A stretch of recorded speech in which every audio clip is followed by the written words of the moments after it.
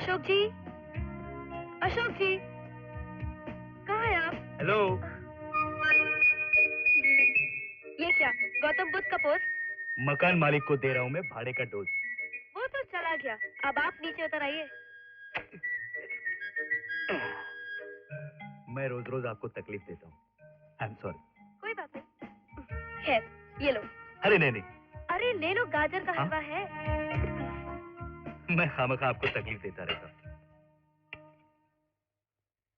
आज भी आपका मकान मालिक कान कटे बकरे की तरह चिल्ला रहा था। आप उसे किराया दे क्यों नहीं देते? अरे वो कन कटे बकरे की तरह चिल्लाए या सर कटे बंदर की तरह उछले, मेरे पास पैसे नहीं है, मैं किराया कहाँ से दूंगा? ये वकालत की पढ़ाई स्कॉलरशिप के दम पे चलती है। इससे महीने भर का खाना और बस का किराया मुश्किल से पूरा होता है, तो फिर भाड़ा कहाँ से दूं? It's impossible. ये मकान आपका है या उनका? उसका ही सही, लेकिन आज तो चल गया ना, कल की कल देख लेंगे। क्यों हीरो, गांव से कब आया? वो मकान मालिक आया था किराए के लिए, काफी हंगामा खड़ा करके चला गया। अरे दिल्ली की फ्लाइट से उतरकर उसके मुंह पे किराया मारकर बस सीधा वहीं से यहाँ चला रहा हूँ। हाँ, मुझे भी यही लगा। क्यों, ये क्या चक्कर है? आपने उसे झूठ क्यों बोला? अरे जैसा उसने पूछा मैंने वैसा ही जवाब दे दिया। अरे एक चीज तो मैं भूल ही गया। क्या? मैंने लाइब्रेरी की फीस नहीं भरी। आपने अब तक लाइब्रेरी की फीस ही नहीं भरी है? कोई बात नहीं, कल आखिरी दिन है, बाद में फाइन के साथ भर दूंगा। 120 रुपए कम रकम नहीं है। ये लो। नहीं। अरे ले लो। नहीं, मैं ऐसा नहीं कर सकता। नहीं? नहीं, मैं इसे नहीं ले सकता। तो ठीक है। मैं इसे ले लेता। अरे मिल गया, मिल गया, मिल गया। लालन जी वो ए लड़की, तू बीच में मत बोल। क्यों मियाँ, जब से मकान किराए पे लिया है उसके बाद आज देख रहा हूँ शक्ल। हाय हाय हाय, क्या खा खा के कुप्पा हुए जा रही हो? भाई थोड़ा हमको भी दो। खिला दो। अरे वाह, अबे तो हलवा नहीं खिला सकता, वो किराया क्या देगा? लेकिन आज मैं लेने नहीं, बताने आया हूँ कि कल सुबह 9 बजे तक अगर तूने किराए के पैसे नहीं चुकाए तो मैं तुझे अपनी खुदकुशी का जिम्मेदार ठहराकर जेब में चिट्ठी डालकर ट्रेन के नीचे कट मारूंगा। तो खेलते तू जरूर मरेगा, क्योंकि इसने तो कभी किराए के पैसे देने हैं नहीं, लेकिन मरने से पहले मुझे मेरा हिसाब किताब समझा के मरना। देख तो सबको झेलते झेलते मेरा तो दम ही निकल जाना है। ऐसा नहीं करना। ओए मर जाने हैं, बुलेल की मार खाए कौवे की तरह मेरा मुंह क्या देख रहा है? चल कार चल, बैग का दूध निकाल। अरे चल रही हूँ। अरे सवेरे 9 बजे, सवेरे 9 बजे याद रखियो।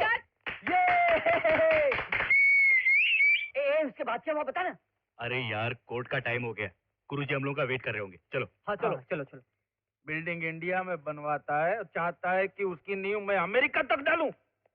इतने कंकड़ और पत्थर क्या मैं चोरी करके लाऊं? सर, सर, वो फर्जी हॉस्टल जो हमने कभी बनवाया ही नहीं, उस हॉस्टल के फाइल की इंक्वायरी अब शुरू हो गई है। होम मिनिस्टर के सेक्रेटरी ने मुझे अभी अभी बताया। अपना माथा पीट, पीट अपना माथा। तुझे क्या लगता है कि मैं मर गया हूं? इंक्वायरी ऑफिसर के आने से क्या होगा? दांत उखाड़ लेगा क्या? सर, यही वो जगह है जिस हॉस्टल का सर्वे नंबर आपकी फाइल में है। सर्वे नंबर को छोड़ो, ये बताओ कि हॉस्टल का। सर, आपसे पहले जितने भी ऑफिसर आए हैं उन्होंने हॉस्टल ना होते हुए अपनी रिपोर्ट में लिखा है कि इस खाली जगह पर हॉस्टल है। ना होने पर भी लिखा गया है कि हॉस्टल है। Stop the jeep.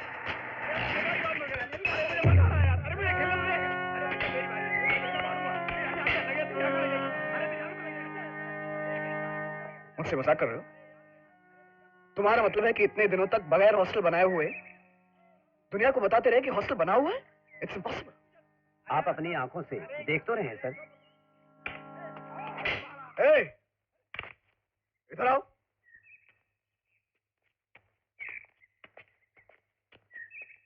क्या है साहब? सरोजिनी हॉस्टल का। आपको दिखता नहीं? वो रहा सामने, ये चौकीदार, ये वार्डन, ये स्टोर कीपर और मैं इंचार्ज। Shut up. जो हॉस्टल मुझे नहीं दिखाई दे रहा है वो तुझे कैसे दिख रहा है? जिस तरह ईश्वर की पवित्र ज्योति सबको दिखाई नहीं देती, सिर्फ उसके भक्ति देख पाते हैं, उसी तरह जो लोग विद्यासागर जी को अपना ईश्वर मान लेते हैं उन्हीं को ये हॉस्टल नजर आता है।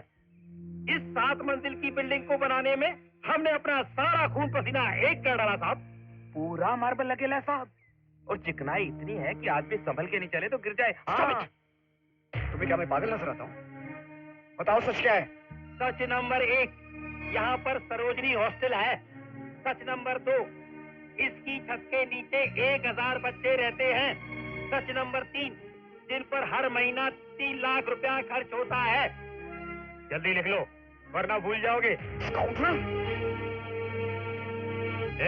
छोड़ो, ज्यादा शाना मत बनो साहब। सोचता कि तू एक रुको रुको प्लीज, छोड़ दीजिए सर प्लीज।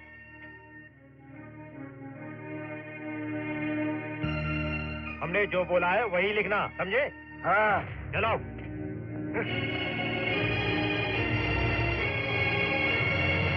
मैं इसके बारे में विद्यासागर से खुद पूछूंगा। जब हॉस्टल की जगह अपनी आंखों से देखकर आ गए हो तो मुझसे क्या पूछते हो? हैं? जो तुमने देखा है वो सच है। हॉस्टल अपनी जगह पर है, लिख दो। और हमको क्या करना है वो बता दो।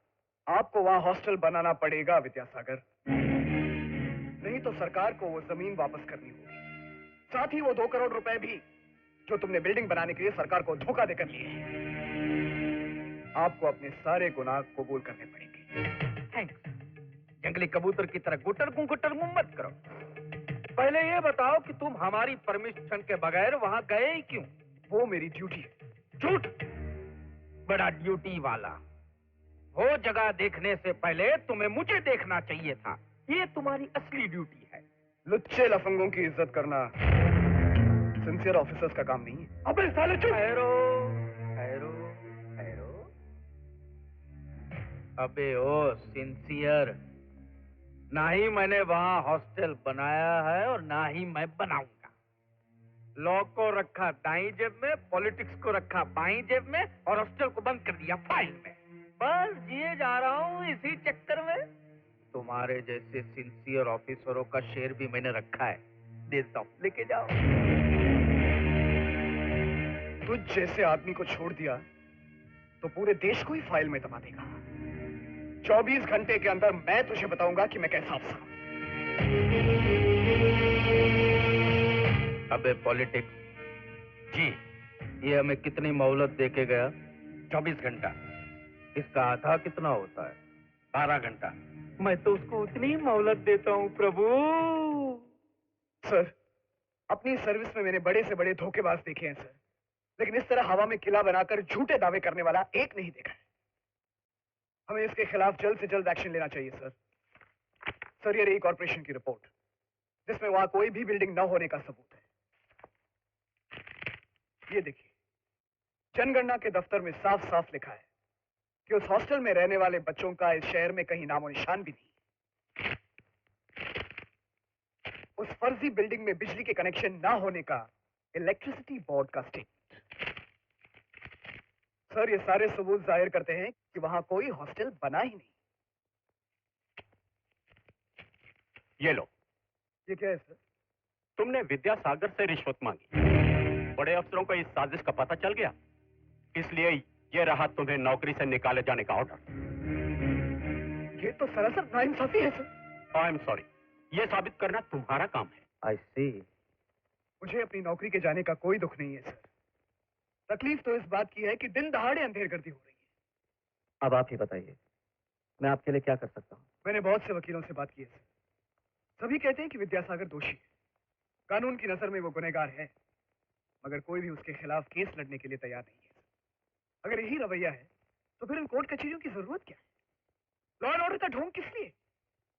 4 गुंडे पालकर वो विद्यासागर पूरे मुल्क पर हुकूमत कर सकता है। मैं आपकी ईमानदारी, आपकी काबिलियत के भरोसे आपके पास आया हूं। जो मैं लास्ट होप सर। कानून को काबिलियत और ईमानदारी की नहीं, सबूत की जरूरत है। अगर वो सबूत तुम्हारे पास है तो मुझे किसी की परवाह नहीं। इस केस से ताल्लुक रखने वाले ठोस गवाह और सबूत मेरे पास हैं sir. Then we are filing the case.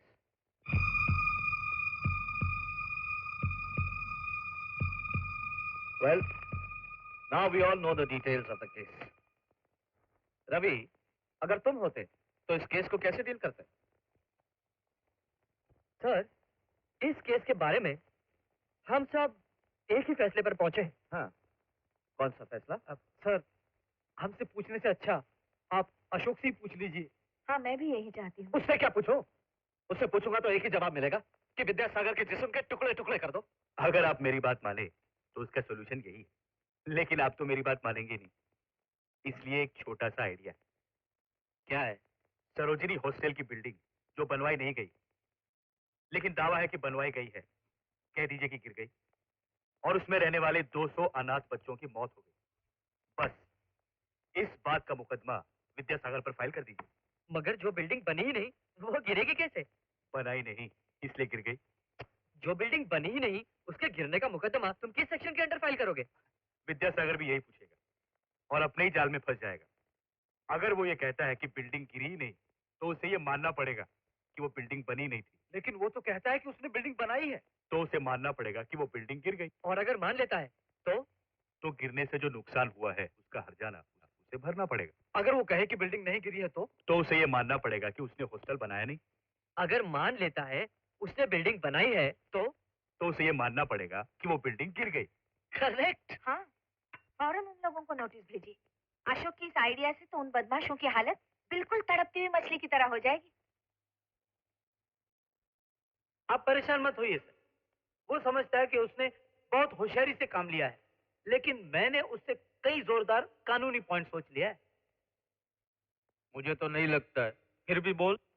Simple matter sir, उन लोगों ने नोटिस दिया है कि हॉस्टल गिर गया। हम लोगों ने हॉस्टल बनाया नहीं, ये बात हम लोग मान लेंगे। ये पॉइंट सुनते ही वो लोग रोने लगेंगे। और जब मुझे 2 करोड़ रुपए लौटाने पड़ेंगे जो मैंने बिल्डिंग बनाने के लिए लिए थे, तब मैं रहूंगा। गई भैंस पानी में, अब क्या करें? हाँ हाँ हाँ सर, हम ऐसा कर सकते हैं सर, हम ये बात मान लेंगे कि हॉस्टल गिर गया, फिर गवर्नमेंट हमें किसी भी सेक्शन के अंदर कुछ भी नहीं कर सकती क्योंकि हमने बिल्डिंग बनाई ही नहीं। किस उल्लू के पट्टे ने तुझे लॉयर का डिग्री दी है? वो हर्जाना तो लेंगे, साथ में 10 साल जेल की हवा भी खिलाएंगे। मारो क्या सर, एंटीसिपेटरी बेल की तैयारी करना बहुत जरूरी है। मेरा सर फटा दे रहे प्रभु।